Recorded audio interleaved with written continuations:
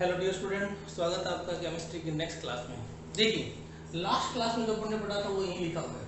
Last class में पढ़ने क्या पढ़ा था कि मृदा की धनायन विनिमय क्षमता को प्रभावित करने वाले कारक, और मृदा की धनायन विनिमय क्षमता को जो प्रभावित करने वाले कारक थे उसके बारे में हमने बताया था कि वो 4 प्रकार के कारक होते हैं। मृदा के कणों का आकार, कले की मात्रा व प्रकार, मृदा की पीएच और कार्बनिक पदार्थों की मात्रा।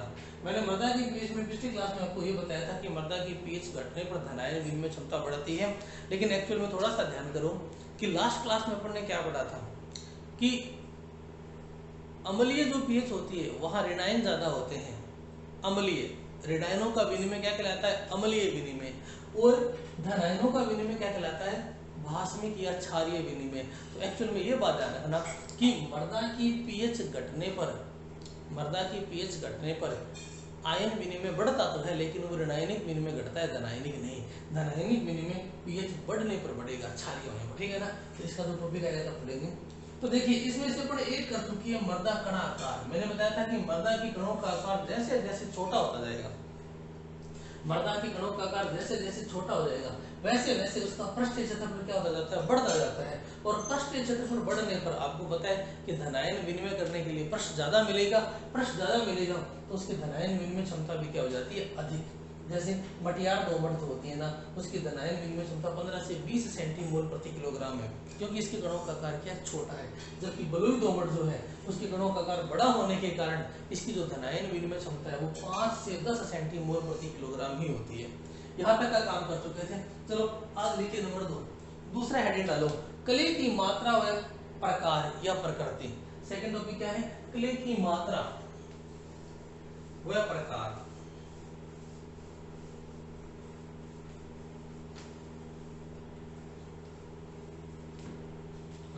सेकंड हेडिंग और आज का पहला, कले की मात्रा व प्रकार। और हम प्रकार में हमेशा क्या पढ़ते हैं? प्रकृति, प्रकृति या नेचर। देखो जी, कले की मात्रा व प्रकार। मात्रा, कले इतनी है, कले ये है और कले ये है। बताओ जी, धनायन विनिमय क्षमता किसकी ज्यादा होगी? सेम कले, सब कुछ समान है, मात्रा अलग अलग है। कम, अधिक और अधिक, यही होता है। अगर कले की मात्रा थोड़ी है तो धनायन विनिमय क्षमता क्या होती है? कम। मात्रा बढ़ाने पर हमेशा धनायन विनिमय क्षमता बढ़ती जाती है। तो ये एक लाइन के लिख दो। देखिए, किसी किसी किसी मृदा में कले की मात्रा जैसे जैसे बढ़ती जाती है, किसी मृदा में कले की मात्रा जैसे जैसे बढ़ती जाती है, किसी मृदा में कले की मात्रा जैसे जैसे बढ़ती जाती है, वैसे वैसे धनायन विनिमय क्षमता या सीईसी का मान भी बढ़ता जाता है। किसी मृदा में कले की मात्रा जैसे जैसे बढ़ती जाती है, वैसे वैसे धनायन विनिमय क्षमता या सीईसी का मान भी बढ़ता जाता है। सीईसी का मान भी बढ़ता जाता है। ये तो हो गया मात्रा। क्या हो गया बेटा? मात्रा, ठीक है ना। अब देखो जी, मात्रा के बाद अब अपन देखते हैं प्रकृति क्या है। प्रकृति या प्रकार। देखो जी, हमने दो मृदाएं ली, दोनों मृदाएं समान प्रकार की हैं। पहली मृदा में इसका अधिकांश भाग जो है वो बना रखा है मोंटी मोरिलोनाइट। मतलब इसमें जो कले है वो कौन सी है? मोंटी मोरिलोनाइट। अच्छा, इस मृदा में अधिकांश भाग जो है वो है केओलिनाइट। क्या है? केओलिनाइट। अच्छा, एक मृदा और ले, मृदा समान प्रकार के हैं और मृदा में जो कले है ना उसकी मात्रा भी समान है, लेकिन कले अलग अलग है। और तीसरे में अधिकांश भाग जो बनाया है ना वो बनाया है ह्यूमस ने। किसने बनाया है? ह्यूमस ने। अब बताइए जी, इसमें सर्वाधिक जो धनायन विनिमय क्षमता है वो किसकी होगी, अपन पीछे पढ़ चुके हैं। ह्यूमस की क्या होती है, सर्वाधिक। उसके बाद नंबर आता है मोंटी मोरिलोनाइट का, और फिर किसका आता है, केओलिनाइट का। तो यदि हम मृदा में उपस्थित कले की प्रकृति या प्रकार बदल दे, तो कले की प्रकृति या प्रकार बदलने पर वही मृदा, वही कणों के आकार वाली मृदा, सब कुछ सेम है, लेकिन उसकी धनायन विनिमय क्षमता क्या हो जाएगी, बदल जाएगी। यानी ऐसी मृदा जिसमें केओलिनाइट है उसकी तुलना में जिसमें मोंटी मोरिलोनाइट है उसकी धनायन विनिमय क्षमता क्या होती है, ज्यादा होती है। या ऐसी मृदा जिसमें मोंटी मोरिलोनाइट है इसकी तुलना में वो मृदा जिसमें ह्यूमस पाया जाता है उसकी धनायन विनिमय क्षमता क्या होती है, ज्यादा होती है। या एक ऐसी मृदा जिसमें वर्मीकुलाइट है उसकी धनायन विनिमय क्षमता इन दोनों से ज्यादा होती है। वर्मीकुलाइट और ह्यूमस की तुलना करें तो ह्यूमस की क्या होती है, ज्यादा होती है। तो अगर किसी मृदा में जो उपस्थित कले है उसका प्रकार बदल दिया जाता है तो कले का प्रकार बदलने पर भी धनायन विनिमय क्षमता का मान क्या हो जाएगा, बदल जाएगा। ठीक है ना। तो लिखिए, मात्रा के बारे में लिख चुके हैं, अब नई लाइन से लिखिए। लेकिन किसी मृदा में उपस्थित कले का प्रकार भी, किसी मृदा में उपस्थित कले का प्रकार भी, किसी मृदा में उपस्थित कले का प्रकार भी उसकी धनायन विनिमय क्षमता को प्रभावित करता है। किसी मृदा में उपस्थित कले का प्रकार भी उसकी धनायन विनिमय क्षमता को, उसकी धनायन विनिमय क्षमता को प्रभावित करता है। क्योंकि भिन्न भिन्न कले की, क्योंकि भिन्न भिन्न कले की धनायन विनिमय क्षमता भिन्न भिन्न होती है। क्योंकि भिन्न भिन्न कले की धनायन विनिमय क्षमता भिन्न भिन्न होती है, भिन्न भिन्न होती है। ठीक है, एग्जाम्पल लिखो। लेकिन ऐसी मृदा जिसमें वर्मीकुलाइट पाया जाता है, ऐसी मृदा जिसमें वर्मीकुलाइट पाया जाता है, वर्मीकुलाइट पाया जाता है की धनायन विनिमय क्षमता, लिख देता हूं, एग्जाम्पल में लिख देता हूं, फिर लंबा हो जाएगा सेंटेंस।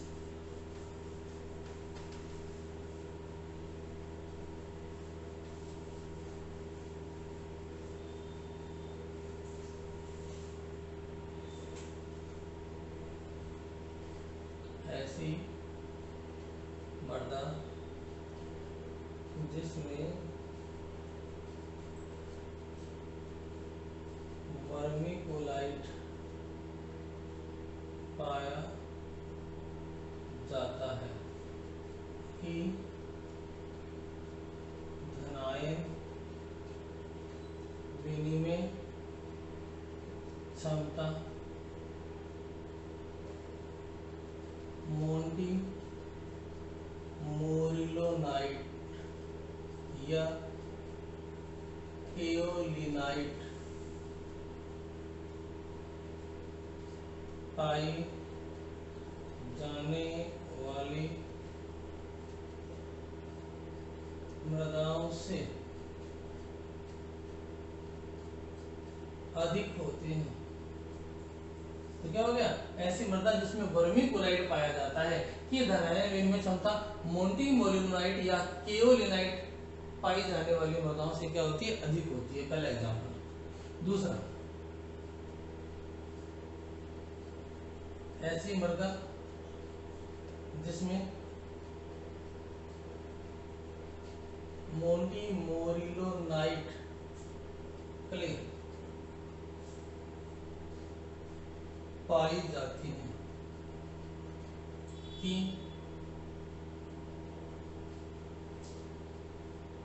धनायन विनिमय क्षमता केओलिनाइट वाली मृदा से अधिक होती है। और ये सारे आपको पता है, आपके 7-8 जो है वो सारे के सारे पढ़े हुए, और आप किसी का भी एग्जाम्पल बना सकते हो जिसकी धनायन विनिमय क्षमता ज्यादा है उसको अगर आप प्रेजेंट रखोगे और जिसकी कम है तो आपस में हमेशा क्या होगी, ह्यूमस, उसके बाद वर्मीकुलाइट, फिर मोंटी मोरिलोनाइट के बाद तुम्हारा वर्मीकुलाइट के बाद आता है एलोफेन, एलोफेन के बाद मोंटीमोरियलाइट, फिर आता है इलाइट व क्लोराइड, और उसके बाद केओलिनाइट, फिर ऑक्साइड और हाइड्रोक्साइड। ठीक है, ये हो गया दूसरा। ठीक है, उतार लो फटाफट। दूसरा जो है एग्जाम्पल क्ले की मात्रा व प्रकार। फिर बात करते हैं नंबर 3 की, मृदा की पीएच।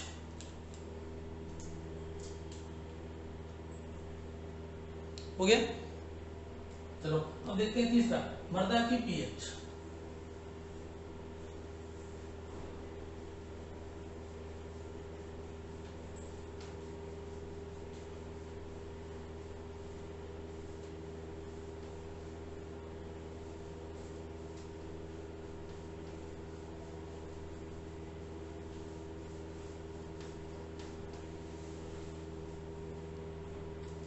देखिए नेक्स्ट नंबर 3, तीसरा कारक,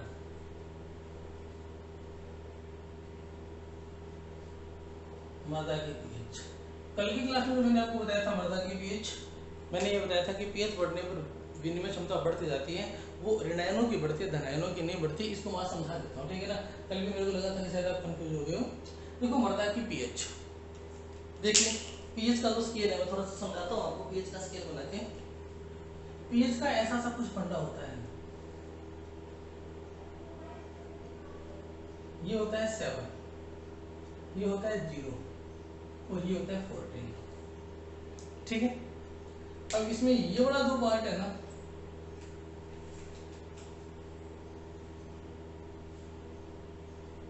ये सारा का सारा होता है अम्लीय। 7 वाला क्या होता है, उदासीन, और ये होता है क्षारीय। अब देखो जी, हमने पीछे जो पढ़ा था ऋणायन विनिमय वो अम्लीय में आता है, और धनायन विनिमय जो आता है वो आता है भस्म या क्षारीय। मैंने बार बार कहा था भस्म या क्षारीय, ठीक है ना। तो सीधी सी बात है, यहाँ से देखो, अगर आप किसी मृदा की पीएच बढ़ा रही हो तो जैसे जैसे मृदा की पीएच बढ़ती जाएगी वैसे वैसे हम ऋणायनों से तो दूर जा रहे हैं, हम कहाँ जा रहे हैं, धनायनों की तरफ। तो यदि किसी मृदा की पीएच ज्यादा है, यानी मृदा किस प्रकार की होगी, क्षारीय। जिन मृदाओं की पीएच ज्यादा होती है वो मृदाएं किस प्रकार की होती है, क्षारीय। तो किसी मृदा की पीएच बढ़ने पर उसकी क्षारीयता बढ़ती है, क्षारीयता बढ़ती है यानी उसमें धनायनों की या भस्म आयनों की संख्या बढ़ती है। और आपको बताए कि जहां भस्म आयन अधिक होते हैं, जहां धनायन अधिक होते हैं, वहां धनायन विनिमय क्षमता भी क्या होती है, ज्यादा होती है। तो इस चीज को ध्यान रखना, ठीक है ना। तो देखिए मृदा की पीएच, इस चीज को इतना ही दिमाग में रखना, बाकी सारा भूल जाना। लेकिन मृदा की पीएच, लेकिन किसी मृदा की पीएच जैसे जैसे बढ़ती जाती है, किसी मृदा की पीएच जैसे जैसे बढ़ती जाती है, किसी मृदा की पीएच जैसे जैसे बढ़ती जाती है, उसमें क्षारीय गुण बढ़ते जाते हैं।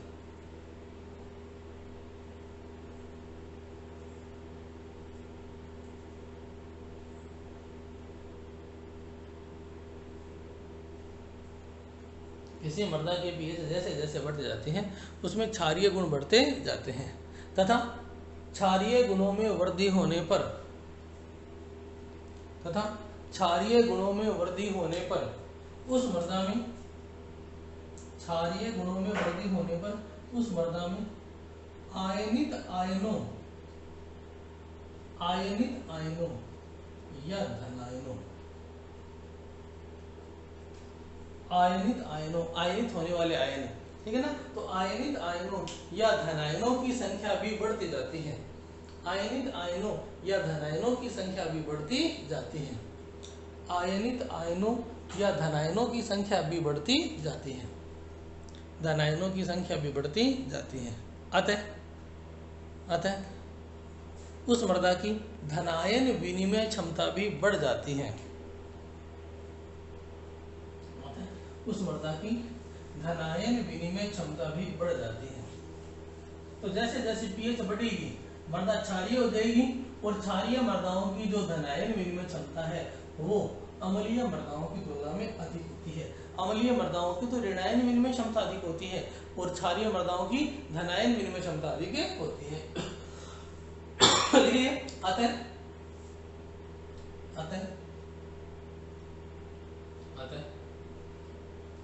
क्षारीय मृदाओं की धनायन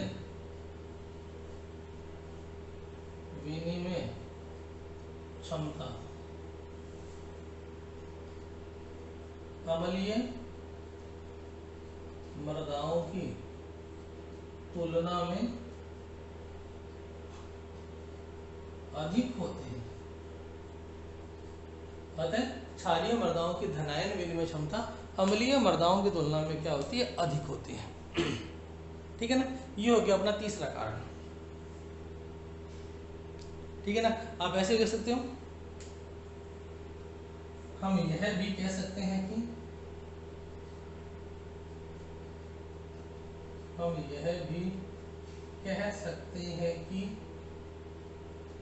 जैसे जैसे पीएच का मान बढ़ता जाता है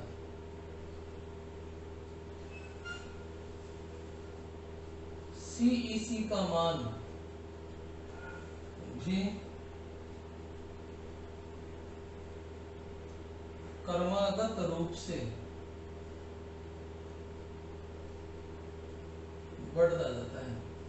जैसे जैसे तुम्हारी पीएच का मान बढ़ता जाएगा, पीएच बढ़ेगा यानी क्षारीय गुण बढ़ेंगे, तो सीईसी का मान भी क्या होगा, क्रमागत रूप से बढ़ता जाता है। तो जैसे जैसे पीएच का मान बढ़ता जाता है, सीईसी का मान भी क्रमागत रूप से बढ़ता जाता है। ठीक है ना, ये तीन कारण हो गए। उतार लो इसको फटाफट।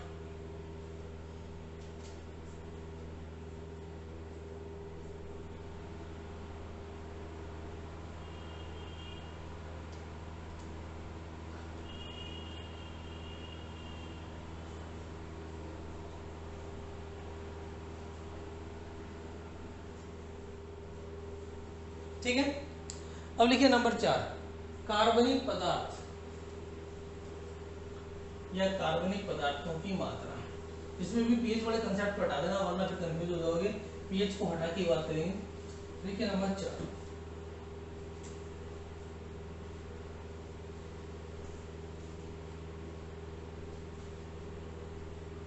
कार्बनिक पदार्थ। ठीक है ना, इसका नया कंसेप्ट देखो। कोई भी मृदा है, उसमें यदि कार्बनिक पदार्थ है, तो इस प्रकार के कार्बनिक पदार्थों का सूक्ष्म जीवों द्वारा क्या कर दिया जाएगा, अपघटन।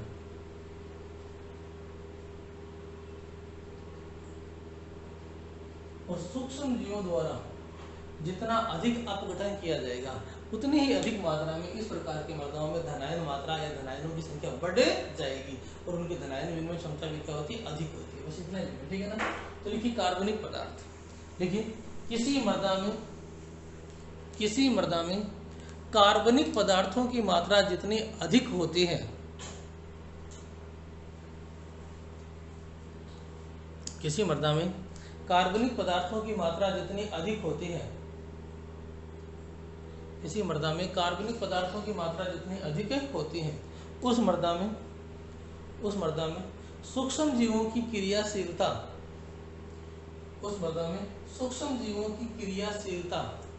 व उनके अपघटन करने की प्रवृत्ति भी बढ़ती जाती है। उस मृदा में सूक्ष्म जीवों की क्रियाशीलता व उसके अपघटन करने की प्रवृत्ति भी बढ़ती जाती है। सूक्ष्म जीवों की क्रियाशीलता व उसके अपघटन करने की प्रवृत्ति भी बढ़ती जाती है,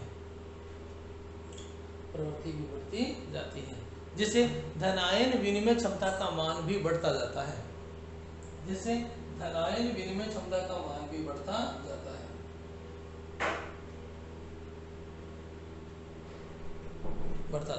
अतः किसी मृदा में कार्बनिक पदार्थों की मात्रा बढ़ने पर उसकी धनायन विनिमय क्षमता भी अधिक होती है। किसी मृदा में कार्बनिक पदार्थों की मात्रा बढ़ने पर उसकी धनायन विनिमय क्षमता भी अधिक होती है।